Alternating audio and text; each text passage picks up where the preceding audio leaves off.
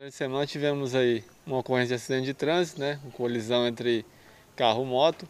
Chegando no local, fizemos aí os procedimentos de atendimento pré-hospitalar na vítima, cuidando ali que não houvesse não agravasse a situação da vítima, imobilizando o cervical, tratando ali os ferimentos, imobilizando os membros que estavam fraturados ou supostamente fraturados, e encaminhamos aí ao hospital municipal.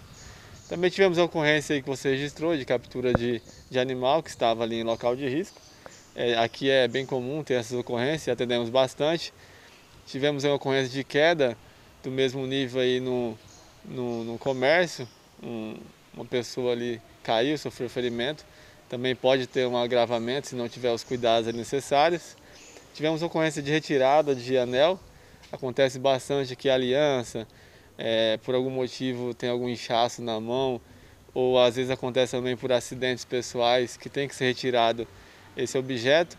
E aí a gente usa algumas técnicas para retirar ou até mesmo cortar o anel, Então tivemos ali essa ocorrência. Aí foi basicamente as ocorrências que tivemos aí durante a semana. Final de semana agora, caso a comunidade necessite dos trabalhos, é só ligar. Isso, é só entrar em contato conosco. Lembrando aí o acidente de trânsito, é bem importante que seja logo de pronto acionado o Corpo de Bombeiro.